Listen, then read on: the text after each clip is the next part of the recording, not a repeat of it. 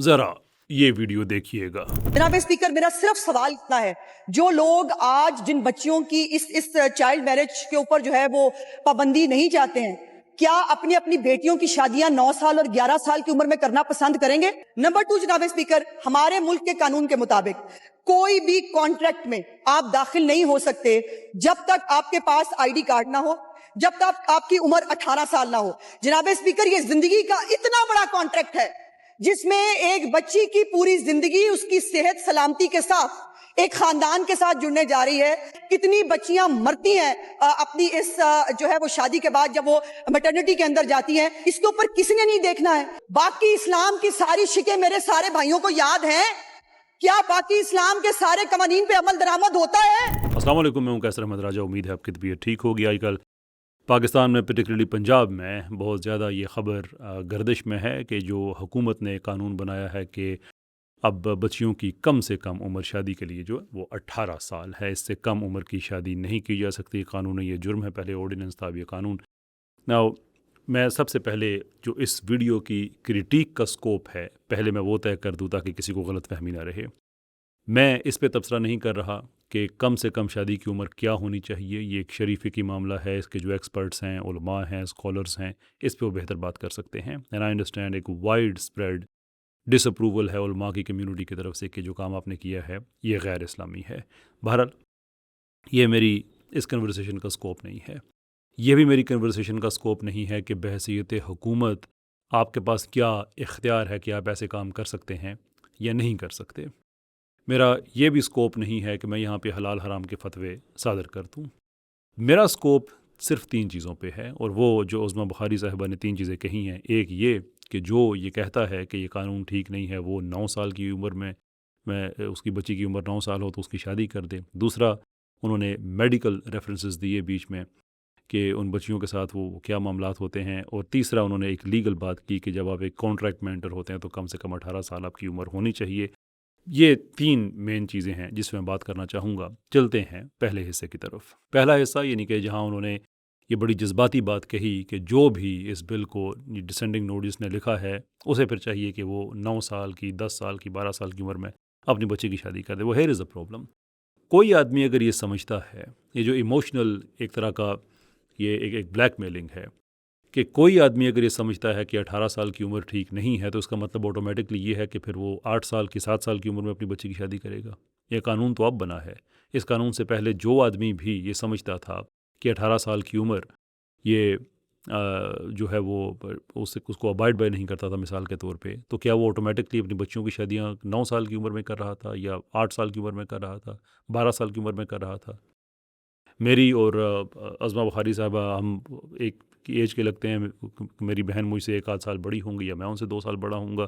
It's at least seems that way. तो क्या हमारी शादियाँ जो हैं वो क्या 8-8 साल की उम्र में हुई थी? ये मतलब ये कोई आर्गूमेंट में क्या जान है कि जो आदमी ये कहता है कि 18 साल नहीं होनी चाहिए और उसकी वो वजह रिलीजियस या कल्चरल दे रहा है, तो उसका मतलब ये है कि फिर उसने फिर अपनी बेटी की उम्र बिल्कुल जब वो छोटी बच्ची है तो उसी में ही करेगी या वो करेगा। ये क्या आर्गूमेंट है? क्या ऐसा ही होता था पाकिस्तान में? आज तक ऐसा ही होता आया है। कितनी हमारी ख़वातीन हैं, चीफ़ मिनिस्टर साहिबा हैं, मरीम नवाज़ साहिबा जो हैं, क्या उनकी उम्र जो है वो क्या 18 साल से ज़्यादा नहीं थी? यानी कि आम तौर पे हमारे माशरे में जो शादियाँ होती हैं वो 18 साल से ज़्यादा उम्र में ही होती हैं। That itself is not a problem. सवाल ये है कि इस पे अगर कोई डिसएग्रीमेंट है तो इसका मतलब क्या वाकई ये हो जाएगा कि अब उन्होंने अपनी छोटी छोटी बच्चियाँ उनकी शादी कर देनी है? ये क्रिटिक जो है ये it's very unbecoming of a person जो कि लोगों को रिप्रेजेंट कर रहा है, इन दिस केस कर रही हैं असेंबली में। आप उसका एक रैशनल केस पेश करें कि 18 साल की उम्र की क्यों होनी चाहिए। That is a far more plausible thing other than कि अगर आपने 18 पे एतराज़ किया ना तो अपनी छोटी बच्ची की शादी कर देना। ये कनेक्शन क्या है इसके अंदर? इनके एक रैशनल कनेक्शन क्या है बियॉन्ड दी इमोशनल स्टेटमेंट? इसके अंदर क्या रैशनैलिटी क्या है इस जुमले के अंदर? Answer is none व्हाट्सओएवर।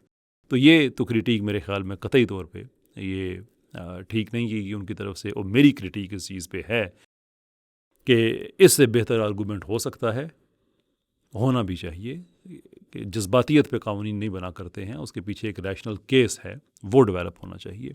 चलते हैं उनकी दूसरी बात की तरफ। यहाँ पे उन्होंने लीगल एग्रीमेंट की बात की है कि लीगल एग्रीमेंट जो है वो 18 साल की उम्र में होता है। I mean there are number of problems with this statement. पहली बात यह है कि अगर आपने 18 साल को मेयार बनाया है इसलिए कि अब आप बेहतर फ़ैसला कर सकते हैं, तो सवाल ये है कि 18 साल ही क्यों? पाकिस्तान में या दुनिया में किसी जगह पे भी 18 साल की उम्र में आप क्यों एग्रीमेंट साइन कर सकते हैं? 18 साल की उम्र में कौन सी ऐसी ख़ास बात है? तो 17 साल 364 दिन अगर किसी इंसान की उम्र है तो उसके अंदर कौन सी ऐसी कमी होती है जो 18 साल यानी कि 24 घंटे के बाद पूरी हो जाती है? क्या कोई कमी होती है? Answer is yes, let me tell you that. वही कमी होती है जो 17 साल 364 दिन वाले में होती है, वही 18 साल वाले में होती है। इसलिए कि न्यूरो साइंटिफिकली स्पीकिंग ये बात कन्फर्म्ड है कि हमारा जो प्री फ्रंटल कॉर्टेक्स है, यानी हमारे दिमाग का वो हिस्सा जिसका ताल्लुक among other things decision making से होता है, वो हमारे मिड 20s तक डेवलप होता रहता है। तो आप कहें कि शादी की उम्र 26 होनी चाहिए, 27 होनी चाहिए, क्योंकि आपका आर्गूमेंट अगर यहाँ पे अप्लाई करें ना कि उसके अंदर कॉग्निटिव फैकल्टीज़ इतनी साउंड होनी चाहिए एट दैट टाइम कि वो इतना बड़ा डिसीजन कर सके, तो प्री फ्रंटल कॉर्टेक्स तो उसका जाके कोई 25-26 साल की उम्र में डेवलप होगा। एक एवरेज, जाहिर सी बात है कि हर इंसान का बराबर नहीं होता। It's basically it continues to develop. Neuroscience तो हमें ये बताती है। तो आप 18 साल की उम्र में शादियाँ, जो कि ज़िंदगी का सबसे इंपॉर्टेंट डिसीजन है, ये तो रिमूव कर दें, क्योंकि उस वक्त तो आपकी सारी जो फैकल्टीज़ हैं वो पूरी तरह से डेवलप ही नहीं हुई इस तरह की डिसीजन मेकिंग की। तो if you want to talk low and want to back that up with science, then make sure that you are solid either way. Either way you are solid. ये कोई argument नहीं है कि उसकी ज़िंदगी का अहम तरीन। अच्छा, ये एक चीज़ है। दूसरी एक और बड़ी इंपॉर्टेंट चीज़ है कि क्या आपने मंगनी पे अपना पाबंदी लगाई हुई है? और अगर लगाई हुई है, how would you regulate that? कि दो लोग हैं, वो मिसाल के तौर उनके बच्चे हैं 12-12, 13-13 साल के हैं, वो कह देते हैं कि हमने अपने बच्चों की मंगनी कर दी है। बड़े होंगे, देख लेंगे ये शादी करेंगे या नहीं करेंगे। अगर आपने अपना पाबंदी लगाई हुई है मंगनी पे, I am not aware of that, लेकिन अगर लगाई हुई है तो ये रेगुलेट नहीं हो सकती। प्राइवेट लोगों की कन्वर्सेशन है, कैसे आप रेगुलेट करेंगे? कहीं और उसकी रजिस्ट्रेशन तो होती नहीं किसी पब्लिक ऑफिस में। और अगर आपने पाबंदी नहीं लगाई तो फिर मसला इससे ज़्यादा बड़ा है। और अगर आपने मंगनी पे पाबंदी नहीं लगाई हुई है तो फिर प्रॉब्लम इससे ज़्यादा बड़ा है। वो बड़ा ये है कि अरबी ज़ुबान में लफ्ज़ अक़्द इस्तेमाल होता है कॉन्ट्रैक्ट्स के लिए, तो उसके अंदर मंगनी भी शामिल होती है। यानी अरबों में आपको मिल जाएगा कि जिस दिन किसी का बेटा पैदा हुआ है, उसी हफ्ते किसी की बेटी पैदा हुई है, तो वो मंगनी कर देते हैं। वो भी अक़्द गिना जाता है कि ये एक एग्रीमेंट है पेरेंट्स का। हाँ, उस एग्रीमेंट के ऊपर फाइनल से उन बच्चों की होगी जब वो बड़े हो जाएंगे कि आइदर वो इसको कंटिन्यू करके बाकायदा तौर पे निकाह करके एक दूसरे के साथ वो शादी कर लेंगे, या उसको टर्मिनेट करके अपनी अपनी ज़िंदगी में आगे बढ़ जाएंगे। वो भी अक़्द ही है, वो भी निकाह ही है अगर उसको ट्रांसलेट किया जाए तो। इसके अंदर तो कोई मसला है ही नहीं सिरे से। इसको कैसे रेगुलेट किया जाएगा? ये बिल्कुल रेटिफिकेशन है। बाय द वे, आप पॉलिटिशियन लोग हमारे साथ ऐसे ही करते हैं। आप हमारी मर्ज़ी से बाहर जाके कन्वेंशंस पे साइन नहीं कराते हैं, या इंटरनेशनल लॉ जो होता है आप हमारी मर्ज़ी से उसके ऊपर जाके हमारी तरफ से कंसेंट तो दे के नहीं आते। लेकिन चूंकि इंटरनेशनल नॉर्म्स होते हैं तो आपको अपने मुल्क में आके उस चीज़ को दोबारा से कन्फर्म करना होता है अपनी पार्लियामेंट से। उसके लिए एक लफ्ज़ भी इस्तेमाल होता है, इसे कहते हैं रेटिफिकेशन। यानी कि उस कानून की आप मंगनी पाकिस्तान के साथ करके यहाँ पे आके उसका निकाह करते हैं।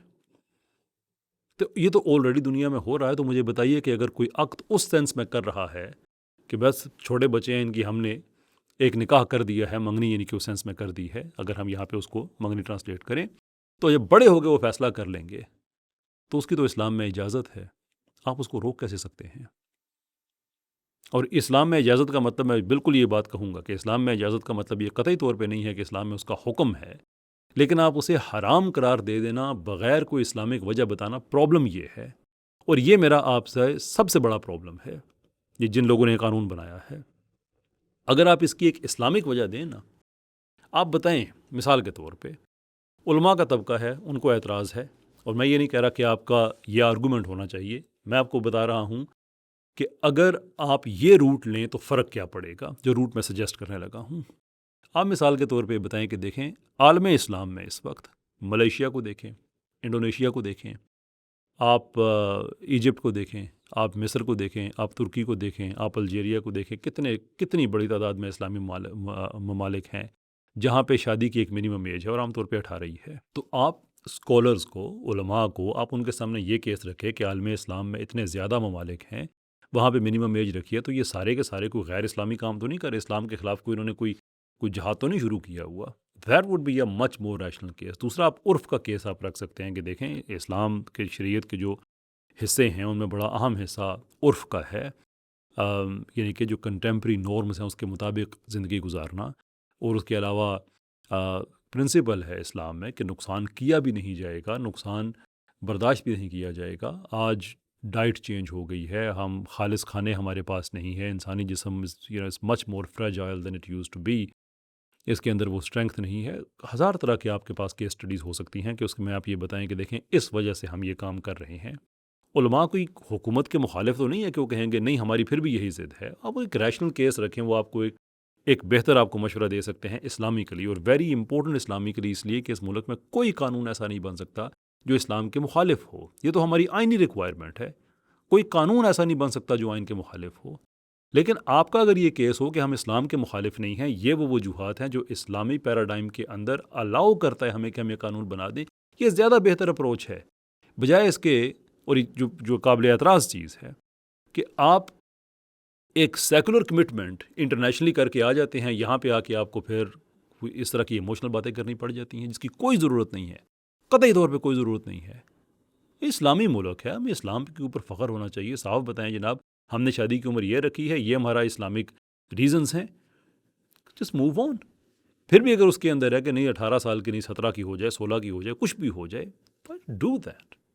अच्छा, इसके साथ साथ ये जो आपने एक मेडिकल साथ चीज़ रखी, ये जो तीसरा हिस्सा है कि जो कितनी बच्चियां हैं उनका जो वो नुकसान होता है मेडिकली होता है सारा। देखें, अब साइंस इमोशंस पे तो नहीं चलेगी। व्हाट इज़ द एविडेंस के एक 16 साल की बच्ची, 17 साल की बच्ची वर्सेस 19 साल की बच्ची, उनकी प्रेगनेंसीज़ में मेडिकली क्या फ़र्क आएगा? What is the evidence? क्या कोई ऐसा एविडेंस हमारे पास है कि जान लेने वाली बात हो जाएगी या शरह अमवात ड्रास्टिकली बढ़ जाएगी? हाँ, ये है कि कोई 12-13 साल की बच्ची है, उसका आप मुकाबला कर लेते हैं एक और ख़ातून है 28 साल 30 साल, श्योर वो बिल्कुल है। लेकिन आपने जो एज ब्रैकेट रख दिया उसमें आप किसी का भला नहीं कर रहे हैं, इसलिए कि जो एडोलेसेंस की प्रेगनेंसीज़ हैं और जो यंग वुमेन हैं, ये डिफाइंड टर्म्स हैं मेडिकल लिटरेचर के अंदर कि उसमें कोई इतना ख़ातर खा फ़र्क नहीं है। आप बहुत दूर नहीं, हमारे पाकिस्तान से ही एक स्टडी शाया हुई है जिसका नाम है pregnancy outcomes among adolescent and young adults at tertiary care hospital in low middle income country 10 year retrospective record review. ये हमारे आगा खान हॉस्पिटल और ये पबमेड में इंटरनेशनली पब्लिश हुई है, जिसकी कंक्लूजन ये है कि जो एडोलेसेंस यानी कि जो 15-16 साल की उम्र की बच्चियां और यंग वुमेन जो कि आप कह लें कि 19-20-21 यंग वुमेन जो हैं, इनकी प्रेगनेंसी के आउटकम में कोई सिग्निफिकेंस डिफरेंस नहीं है। अगर है तो बेहतर मेडिकल केयर की वजह से है, वो आपका काम है प्रोवाइड करना, वो आपका काम है। सो आई अंडरस्टैंड कि आप कहेंगे कि आप 11 साल की उम्र की बच्ची की शादी कर देंगे तो श्योर उसके हेल्थ रिस्क हैं, कोई आदमी इसको डिनाई नहीं करेगा, बिल्कुल है। लेकिन अगर आपने 18 उनकी बेहतर सेहत के लिए रखा हुआ तो मुझे बताइए 17 और 19 में तो कोई फ़र्क ही नहीं है। फिर हाउ डज 18 प्रोटेक्ट्स एक औरत को जो प्रॉब्लम्स 19 साल की उम्र में जो तकरीबन वही हैं जो 17 साल की उम्र वाले हैं मेडिकली स्पीकिंग, तो प्रोटेक्ट आपने क्या किया फिर?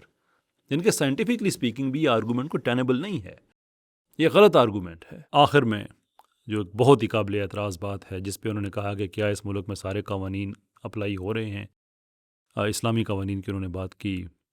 सॉरी आज़मा बुखारी साहबा, ये कोई आर्गूमेंट नहीं है, ये कोई आर्गूमेंट नहीं है। अगर इस्लाम एक जगह पे अप्लाई नहीं हो रहा तो हर जगह पे गैर इस्लामी बातें क्या वो जायज़ हो जाती हैं? ये मैं गैर इस्लामी, इसको मेरे कहने का मतलब ये नहीं है कि मैं फतवा दे रहा हूँ जो आपने काम किया वो गैर इस्लामी, तो मेरी डोमेन ही नहीं है। कहने का मतलब ये है कि आप जो इम्प्लाई कर रही हैं कि जो लोग इस्लाम की बात कर रहे हैं क्या हर जगह पे बाकी इस्लाम हर जगह पे पूरा ये करते हैं, तो आप ये इम्प्लाई कर रहे हैं कि हमने जो गैर इस्लामी काम किया है इसकी जस्टिफिकेशन ये है कि इस्लाम पूरी तरह से हमारे मुल्क में अप्लाइड नहीं है। पहली बात ये है, क्यों नहीं है? आप लोगों का काम नहीं है ये? हलफ के अल्फाज आप लोगों को याद नहीं है? क्या होता है हलफ के अल्फाज में? कि शरीयत के नफाज की पाबंदी जो कि नज़रिया पाकिस्तान की असास है। ये तो आप लोगों को जवाब देना कि अगर नहीं है तो क्यों नहीं है जनाब इस्लाम इस मुल्क में। और अगर किसी जगह पे नहीं है तो इसका मतलब यह है कि कल आप शराब इसलिए जायज़ कर देंगे कि इस्लाम कहाँ पूरी तरह से नाफज है।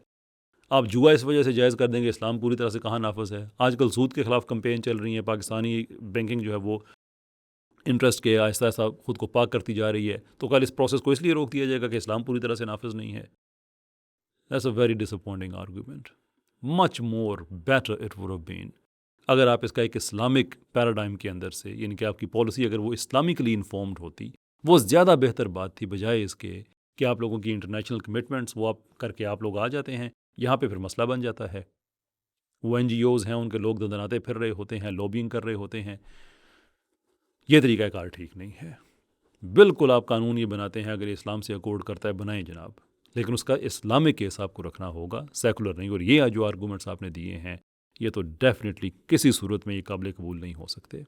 तो डेफिनेटली इस पे आपको ही बेहतर करना होगा। At the end of the day हमारे लिए जो म्यार है वो इस्लाम है, कोई सेकुलरिज्म तो नहीं है। और जो आर्गूमेंट्स हैं इस तरह के कि इस्लाम और कहाँ नाफज है, ये तो पेंडोरा बॉक्स खोलने वाली बात है कि पाकिस्तान पूरे को आप सेकुलर लिबरल सोशलिस्ट बना दें सिर्फ इसी बात पे कि इस्लाम कहाँ पे जी सारे मुल्क में इम्प्लीमेंटेड है। It's very disappointing.